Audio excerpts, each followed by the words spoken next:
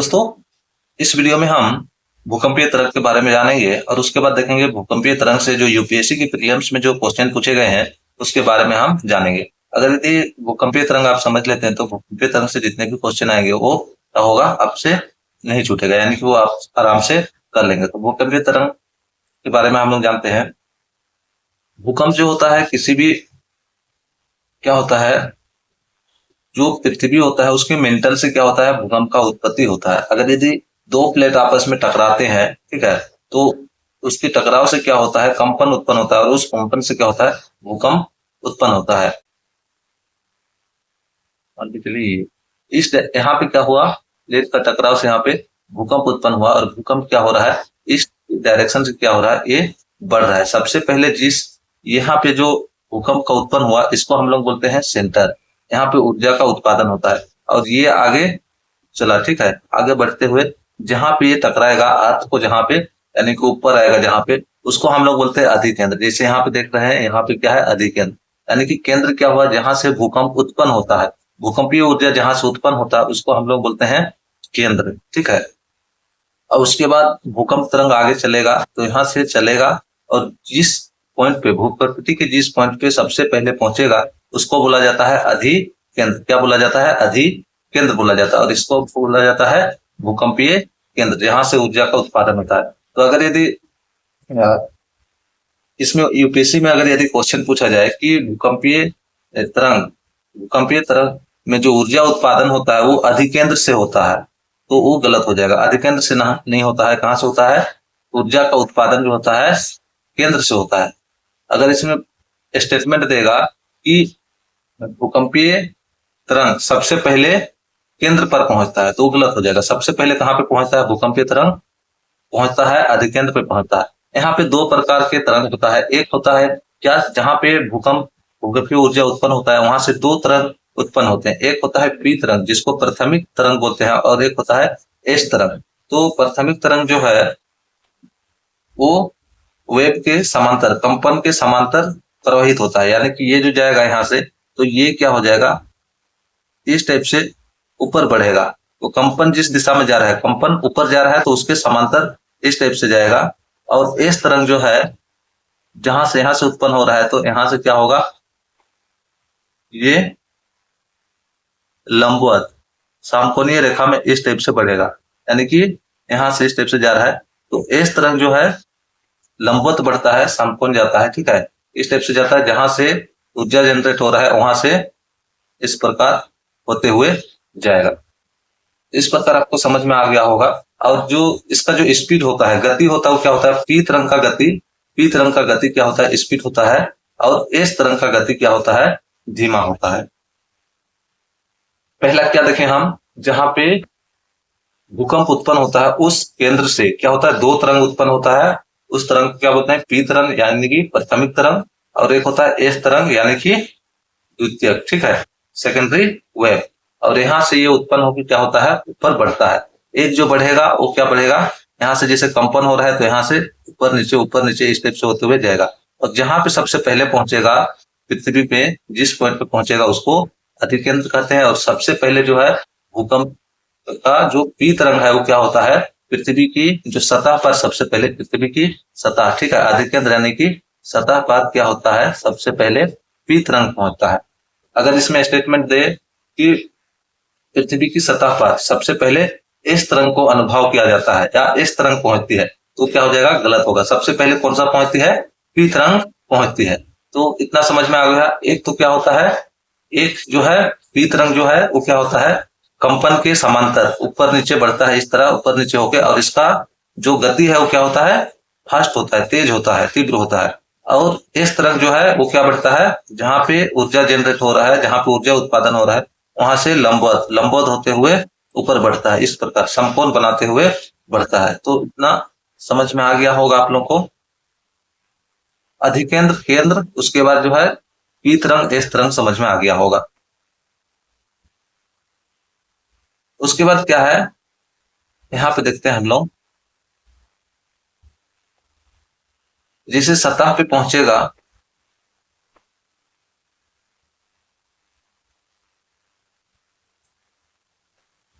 यहां से क्या हुआ, वेव जो तरंग है वो क्या हुआ, यहाँ पे आए, और यहाँ पे आने के बाद ये क्या होगा, धरातल के समांतर इधर क्या होगा, ये चलेगा, इसको सतही तरंग, ठीक है, भू परपटी सतही तरंग, जिसको एल तरंग बोलते हैं। क्या बोलते हैं, एल तरंग।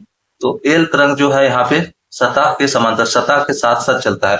ये कब उत्पन्न होता है, ये पृथ्वी की सतह पर पहुंच के, यहाँ पे क्या है, पृथ्वी के ऊपर जो चट्टानी भाग वगैरह रहता है, तो यहाँ पे ये ऊपर नहीं निकल पाता है, तो ये उसकी सतह में क्या होता है, उसके साथ साथ सतह के साथ चलता है। तो इस तरह को हम लोग बोलते हैं एल तरंग। और ये भी क्या होता है, समकोण में चलता है, इसे लंबवत चलता है, और इसका गति पी और एस तरंग से कम होता है, गति कम होता है, और यही क्या होता है, सबसे जो है क्षतिपूर्ण होता है, ये नुकसानदायक होता है मानव के लिए। ये सबसे ज्यादा जो पृथ्वी की सतह पर है, सबसे जो विनाशकारी एल तरंग होता है, ठीक है। और इसकी गति क्या होता है, स्लो होता है। एल तरंग क्या है, सबसे ज्यादा विनाशकारी होता है। और एल तरंग कहाँ पे बनता है, भूमि की सतह पर, ऊपर पृथ्वी पे बनता है। ये हम लोग समझ लिए तीन तरंग क्या क्या होता है। एक होता है पी तरंग, एक होता है एस तरंग, और एक होता है एल तरंग।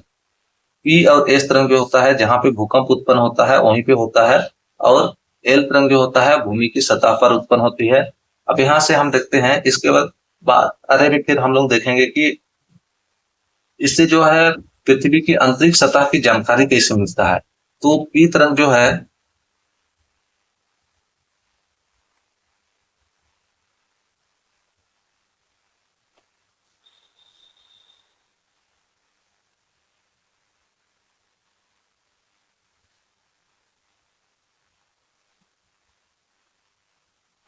ये क्या है, आंतरिक क्रोर, ये क्या है, आउटर क्रोर, ठीक है। ये क्या है, मेंटल, और ऊपर क्या है, क्रस्ट है। तो अगर यदि यहाँ से भूकंपीय तरंग चलना स्टार्ट करता है, तो यहाँ से आते हुए इसका जो बाहरी, ये क्या होता है, ये जो होता है तरल अवस्था में होता है, तरल अवस्था में होता है। तो यहाँ से अगर यदि कोई चल रहा है, तो ये जो है यहाँ से इस प्रकार इसे मूव कर जाता है, यहाँ से ये इस तरंग इसे मूव कर जाता है, यानी कि ये तरल में गति नहीं कर सकता है। जो एस तरंग होता है वो केवल ठोस अवस्था में, एस, ठीक है, एल और एस तरंग ये दोनों क्या है, केवल ठोस अवस्था से ही क्या होता है, गति करता है, प्रवाहित होता है। और पी तरंग जो होता है, ठोस, तरल, गैस, तीनों से होकर पार होता है। इस प्रकार ये यहाँ से चला तो यहाँ से चलते हुए इधर पार होता है। लेकिन यहाँ पे देखा जाता है कि अगर यदि जितना स्पीड से जाता है, यहाँ पे जाता है, तो इसको जो है इधर से इस पॉइंट पे पहुंचने में जितना समय लगना चाहिए, उससे थोड़ा सा कम समय, मतलब यहाँ जो है ठोस में स्पीड जाएगा, फिर उसके बाद क्या होगा, तरल अवस्था में थोड़ा सा स्लो हो जाता है, तरल अवस्था में थोड़ा सा स्लो हो जाता है, फिर ठोस आता तो स्पीड बढ़ जाता है। इस प्रकार ये जाता है, तो जितना समय यहाँ पे पहुंचना चाहिए उससे क्या होता है, और थोड़ा ज्यादा समय लगता है। इसे निष्कर्ष निकलता है कि बीच में क्या होगा, तरल होगा। तो क्रोध, ठीक है, जो बाहरी बाहरी क्रोध में जो है, क्रोध की बाहरी भाग में क्या है, तरल अवस्था है। इसके बारे में पता किसे चलता है, इसके बारे में जो पता चलता है पी तरंग से पता चलता है। यहाँ पे क्वेश्चन बन सकता है कि इस तरंग से क्रोध की बाहरी भाग, क्रोध की बाहरी भाग क्या है, तरल अवस्था में है, इसकी जानकारी हमें इस तरंग से पता चलता है। तो ये जो कथन है वो क्या हो जाएगा, गलत हो जाएगा। तो हमको जो है क्रोध की बाहरी भाग, ठीक है, क्रोध की बाहरी भाग तरल अवस्था में है, इसके बारे में जानकारी हमको किससे मिलता है, पी तरंग से मिलता है। पी तरंग से कैसे मिलता है, जो पी तरंग है उसका ठोस अवस्था में उसका गति क्या होगा, तीव्र होगा, फिर तरल अवस्था में थोड़ा कम होगा, गैसीय अवस्था में थोड़ा कम होगा। तो यहाँ से ये जाना स्टार्ट किया, इसका गति यहाँ पे गया, तो यहाँ से ये क्या हो गया, थोड़ा कम हो गया। इससे मतलब क्या पता चला कि यहाँ पे तरल अवस्था है। लेकिन अगर यदि कम कम स्पीड से जाएगा तो इसको क्या होना चाहिए, ज्यादा समय लगना चाहिए। लेकिन यहाँ से क्या हो रहा है, इसका गति बढ़ के जिस समय पहुंचना चाहिए उससे थोड़ा ज्यादा पहले पहुंच जा रहा है। तो उससे निष्कर्ष निकलता है कि बीच में क्या है, ठोस अवस्था है, बीच में ठोस अवस्था है, और उसके बाहरी भाग में क्या है, तरल अवस्था है, ठीक है। इसमें दो स्टेटमेंट बन सकता है, जो क्या, क्रोध की आंतरिक भाग ठोस अवस्था है, इसकी जानकारी हमें इस तरंग से पता चलता है, तो गलत हो जाएगा। तो क्रोध की जो आंतरिक भाग है उसकी जो है, क्रोध की आंतरिक, ठीक है, ये ठोस होता है, इसकी पता हमको किससे चलता है, पी तरंग से चलता है। और ये तरल भाग है, इसकी जानकारी भी हमें किससे पता चलता है, इसकी जानकारी हमें पी तरंग से मिलता है। या दूसरा हम लोग देख सकते हैं यहाँ पे जो है क्या है, एस तरंग से क्या है, ये गति नहीं करता है, ठीक है। तरल में एस तरंग गति नहीं करता है, तो इसे भी पता चल सकता है एस से, लेकिन केवल पी से केवल क्या पता चलेगा, बीच में जो ठोस है ये पी तरंग से ही पता चलेगा। इतना पता चल गया होगा आप लोग को। आप देखते हैं हम लोग यहाँ पे इसकी जो है छाया क्षेत्र, छाया क्षेत्र क्या होता है,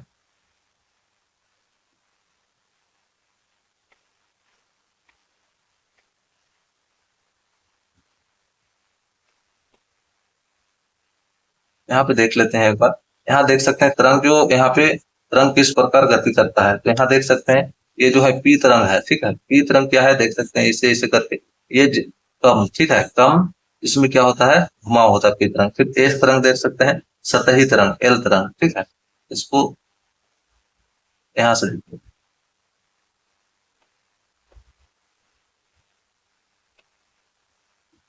यहाँ पे ये देख सकते हैं भूकंपीय तरंग, ये यहाँ पे देख सकते हैं पी वेव ये वाला, ठीक है। ये क्या आ रहा है, सीधा जा रहा है, ठीक है, सीधा। यहाँ पे देख सकते हैं एस एस वेव, एस तरंग का जो मोड है वो देख सकते हैं इस प्रकार से बन रहा है, ठीक है। और इसका और थोड़ा ज्यादा, एल तरंग का और थोड़ा ज्यादा बन रहा है। ये हो गया। यहाँ पे इसके बारे में थोड़ा सा देख लेते हैं। यहाँ देख सकते हैं भूकंपीय तरंग आ रहा है, ये हो गया भूकंप का केंद्र, यहाँ से तरंग जा रहा है, ठीक है। और ये एपी सेंटर या अधिकेंद्र, ठीक है, अधिकेंद्र यहाँ पे पहुंच रहा है ना, तो इस भाग में पहुंच रहा है, जिस भाग में सबसे पहले तरंग पहुंचता है, यानी कि जहाँ पे छोटे, ठीक है, लंबवत होगा वहां पे क्या होगा, सबसे पहले पहुंचेगा, इसको बोला जाता है, क्या बोला जाता है, एपी सेंटर या अधिकेंद्र बोला जाता है। तो ये हम लोग देखेंगे।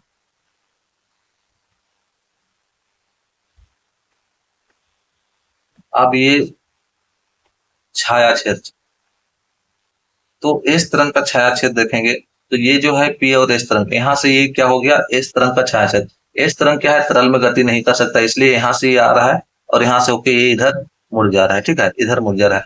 तो ये क्या हो गया, यहाँ से यहाँ तक क्या हो गया, इस तरंग का छाया क्षेत्र हो गया। और पी तरंग जो है यहाँ से ये आके यहाँ से यहाँ, यानी कि इस बीच वाला जो भाग हो गया ये किसका हो गया, पी तरंग का छाया क्षेत्र हो गया।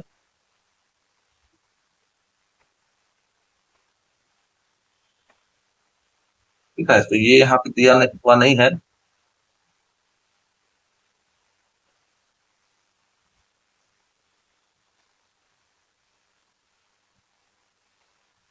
143 और इधर ये 103, 103 डिग्री से 143 यहाँ तक क्या हो जाता है, ये पी क्षेत्र का।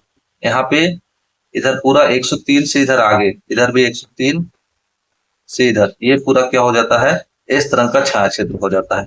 इतना हम लोग जाने। अब हम लोग क्या करते हैं, इसका जो क्वेश्चन है वो देखते हैं, ठीक है। ये जो क्वेश्चन पूछा गया था वो हम लोग देखते हैं। तो यहाँ पे देख सकते हैं क्वेश्चन क्या है, निम्नलिखित कथनों पर विचार कीजिए। भूकंपीय लेखी में एस तरंगों से पूर्व पी तरंगे अभिलेखित की जाती है।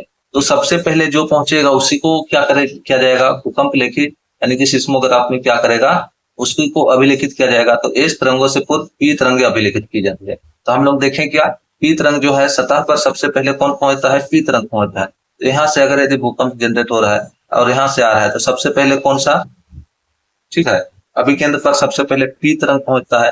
तो अगर यदि पी तरंग पहले पहुंचता है तो सिस्मोग्राफ पर क्या किया जाएगा, अभिलेखित किया जाएगा, या जो शो करेगा वो क्या करेगा, पी तरंग ही किया जाएगा। इस प्रकार ये क्या हो गया, सही हो गया। दूसरा देखते हैं, पी तरंग में अलग अलग कण तरंग प्रसार की दिशा में आगे पीछे कंपन करते हैं। तो पी तरंग में अलग अलग कण, ठीक है, तरंग प्रसार की दिशा में आगे पीछे कंपन करते हैं, जबकि एस तरंग में कण तरंग प्रसार की दिशा के समकोणीय ऊपर नीचे कंपन करते हैं। तो ये हम लोग देखें, पी तरंग क्या होता है, पी तरंग जो है आगे पीछे इस टाइप से जाता है, समांतर देखें। और इस तरंग हम लोग कैसे देखें, समकोणीय इस टाइप से जाता है। तो ये भी क्या है, सही है, दोनों कथन सही है। इसलिए इसका सही आंसर कौन सा हो गया, 1 और 2 दोनों, इसलिए सी नंबर इसका सही आंसर हो गया। तो चलिए, इस वीडियो में आपको कैसे लगा ये आप कमेंट सेक्शन में कमेंट करके बताइएगा। अगर यहाँ से आपको थोड़ा भी हो रहा है, ठीक है, समझ में आ रहा है, तो कमेंट करके कमेंट कीजिएगा। इसी प्रकार इसमें क्या होगा, अब जो है जितने भी क्वेश्चन पूछा गया है जिस टॉपिक से, उस टॉपिक पे करेंगे और उससे जितने क्वेश्चन पूछे गए हैं वो करेंगे। ठीक है। अब टेस्ट सीरीज इसमें आता है, जो कुछ कारण से बंद था, वो टेस्ट सीरीज भी आज अपलोड होगा। ठीक है। ज्योग्राफी की आज विजन आईएएस की लियम टेस्ट सीरीज 2026 का आज ज्योग्राफी सेक्शन टेस्ट नंबर 3 इसमें अपलोड होगा। तो चलिए इस वीडियो में इतना ही, हम फिर नेक्स्ट वीडियो टेस्ट सीरीज के साथ मिलते हैं। और उस वीडियो के रिगार्डिंग आप कमेंट करके जरूर बताइएगा आपको कैसे लगा, समझ में आया या नहीं आया। ठीक है। चलिए फिर नेक्स्ट वीडियो के साथ मिलते हैं।